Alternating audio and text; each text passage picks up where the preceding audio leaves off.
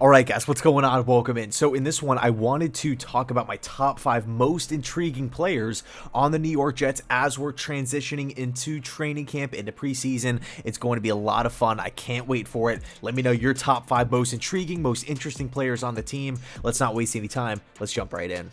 So the first player on this list is newcomer wide receiver Corey Davis. Now, up to this point, Corey Davis's career has been pretty difficult to gauge. I feel like it's kind of been all over the place. It's just been tough to read.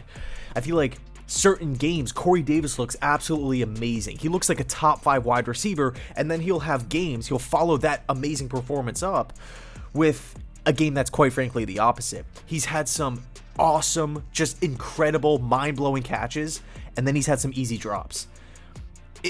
Top 5 pick, didn't really live up to the hype, alright? He's a physical specimen with a ton of really attractive qualities: size, speed, wins at 50-50 balls, he can hurt you down the field, he's physical and aggressive at the point of attack, a tough ball carrier to bring down. There's a lot to like with Corey Davis, and he's only 26 years old. 26 years old, so this guy's kind of entering his prime now, but on the flip side, he's dealt with, some injuries. So I feel like the name of the game with Corey Davis has been inconsistency. Former top 5 pick, not round 5, but top 5, 5th overall pick here. And it's so strange. I don't know if I'm the only person that kind of thinks this way, but I automatically just slot him in with the second and third year wide receivers, when in reality he was drafted back in 2017. He's been in the league at the same amount of time that Patrick Mahomes has, Jamal Adams, Deshaun Watson, Marshawn Lattimore, right? He's been here for a long time, but I just kind of view him as like this young up and coming wide receiver. So this is my kind of overall thought process when it comes to Corey Davis, because there has been some concerns about an overall system fit. I think I view Corey Davis, well, number one, the first thing that we have to address here, obviously, the New York Jets have a plan in place for Davis given the contract length. It's a 3-year deal, and the timing of it all. We passed on Juju Smith-Schuster, on Kenny Golladay, on numerous wide receivers. Will Fuller you can throw in there, on Curtis Samuel. We went out and signed Corey Davis first. Corey Davis first. We're not going to sign this guy to a 3-year deal and be like, well, we don't really know how to use him. He doesn't really fit the system. So I think Corey Davis will be utilized the same way that Pierre Garçon was utilized back in Washington all those years ago, and then of course Julio Jones under Kyle Shanahan, back when, of course, the Falcons had that the Super Bowl run. But anyway, I like Corey Davis. I'm hoping, my fingers are crossed, that the best is yet to come. 26 years old, has all of the physical tools, the physical traits to be successful. Let's see if he can live up to the potential of being a top 5 pick, but a really, really interesting situation nonetheless. Next up, player number 2, center Connor McGovern. Now, it was only a couple years ago where Joe Douglas and the Jets went out and signed McGovern to a pretty lucrative contract, 3 years, $27 million. That's a pretty big time deal for a center. That's above average for sure. But Connor McGovern's play in his first year with the New York Jets, granted it was under Adam Gase, did not mirror that in the least. It was a huge weakness for the team last year, and let's face it, this has been an ongoing problem, an ongoing issue since Nick Mangold. We haven't been able to figure this position out, and there's been a lot of guys available, right? In recent memory, we've had Mitch Morse, we've had Matt Paradis, 2 guys that have done pretty well with their respective teams. We move on to this offseason, Corey Linsley from the Green Bay Packers. Okay, possibly David Andrews from the New England Patriots. You look in the draft, Creed Humphrey, Landon Dickerson.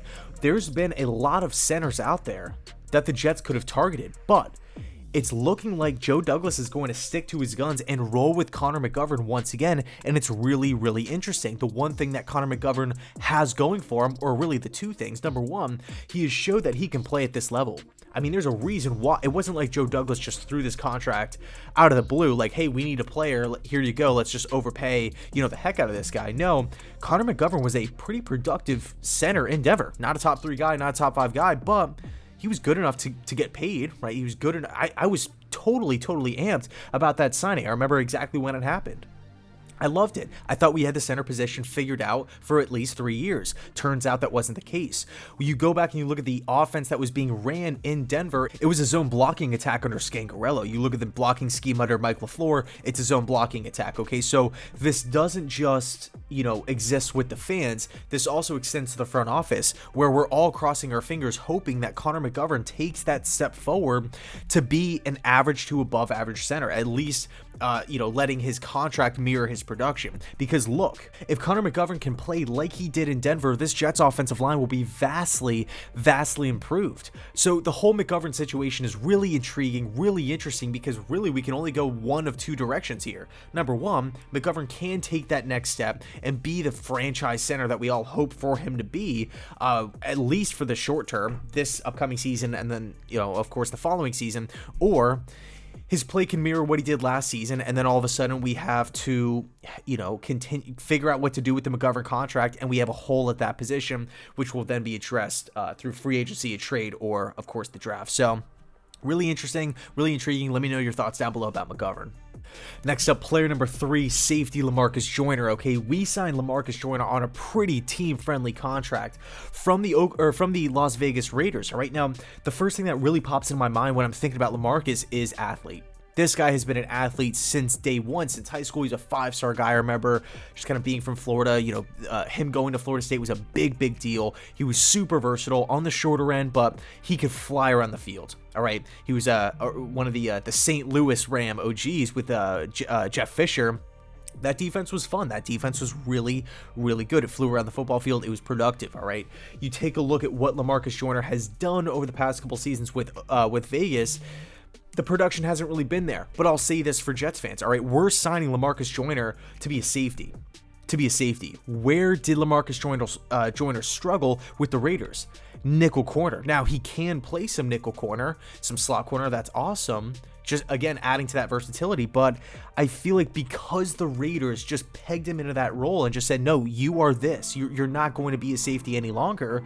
That's where the issues started to arise. And again, Lamarcus Joyner being 30 years old, that's pretty late for a random position change going from safety to corner. I thought it was a little interesting. Now, I get the pressure to do that because of the overall size, the height and weight, but at the end of the day, Lamarcus Joyner can make plays down the football field. He can make plays in the backfield. Just a guy who plays with a lot of energy, big time motor, big Robert Saleh. It's kind of a theme with a lot of these free agent signings and draft picks here. But man, Lamarcus Joyner is really interesting. Again, he signed a huge deal with the Raiders a couple seasons ago to be kind of one of their franchise players on the defense side of the ball, right? Like a core piece. And it didn't really work out that way. Like, they released him pretty early into the process. So the Jets on a 1-year contract can get an absolute steal here. Yeah, we traded away Jamal Adams and we had some issues at the strong safety position, but man, Lamarcus Joyner, if he could come in and even somewhat resemble what he did with the Rams, right? Early Rams days, or even like the first kind of season with the Raiders. I mean, the Jets could absolutely land a steal here. Fits the system. You look at Marcus May across the way. I think those two guys would be great. Now, we do have Ashton Davis on the roster, but at the end of the day, I do feel really confident that Lamarcus Joyner will be the starting safety for this football team come day one, of course, along with Marcus May. So really the big question is Lamarcus Joyner, too old? Is the last season in Las Vegas, really what Lamarcus Joyner is now? Or is it the hypothesis that it was the positional change that was the reason behind Lamarcus Joyner's struggles last season? Okay, it wasn't so much, oh, he's too old, oh, he's falling off, oh, he's losing talent, he's losing speed. Is it just the positional change, the overall fit within the Raiders defense? So interesting situation. I'm excited to see what happens, but man, Lamarcus Joyner, super intriguing for me.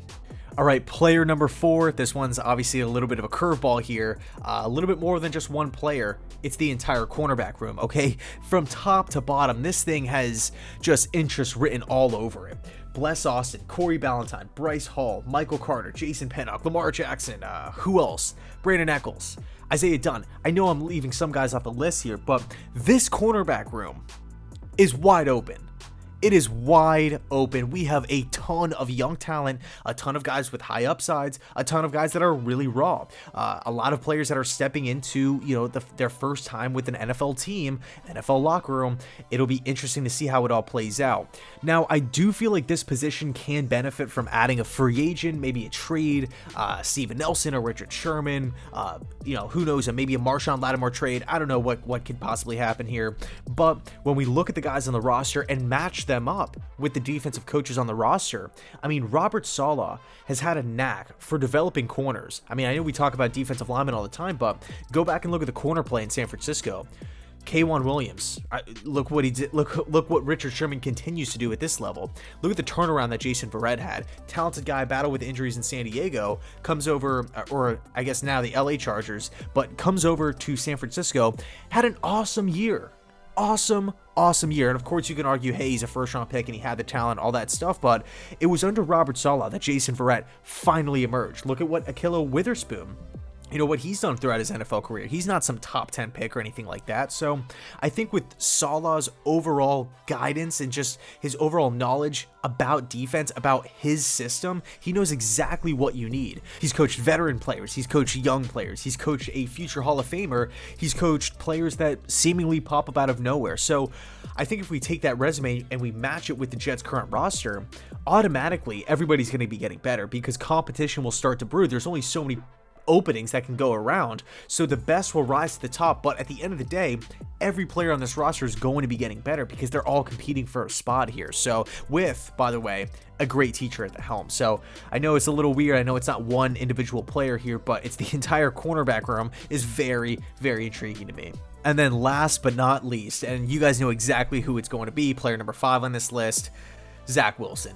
Whenever you have a brand new quarterback, it's always going to come with a lot of different emotions, excitement, intrigue, even, some nervousness as well. There is a sense of anxiousness that it works out because the quarterback, so much rides on the quarterback position. And I don't care if it's, if it's a top 5 pick, if he's undrafted, if it's a veteran free agent signing.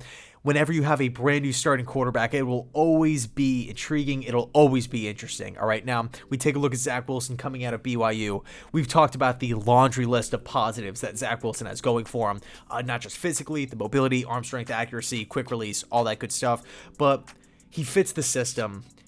His leadership and work ethic has been outstanding up to this point. I really feel like the offense is being built around him. The coaching staff, the organization is really taking shape to support Zach Wilson. And look, let's not sweep under the rug that we've drafted some pretty highly regarded college quarterbacks. Mark Sanchez, Geno Smith, Sam Darnold most recently, all right? Sam Darnold, 3rd overall pick here. I mean, we have had our opportunities in the past, but I really feel like this time is different. I just feel like it's just one team, one heartbeat, one vision, and I absolutely love it. One family at the end of the day. So I cannot wait to see what happens. The whole Zach Wilson's quarterback situation is totally intriguing. Let me know your thoughts down below in the comment section. Also, your list, right? Your list of your top 5 players, or I guess situations as well, that you find the most interesting as we transition into training camp here. So anyway, thanks so much for watching. I really appreciate it. And as always, go Jets.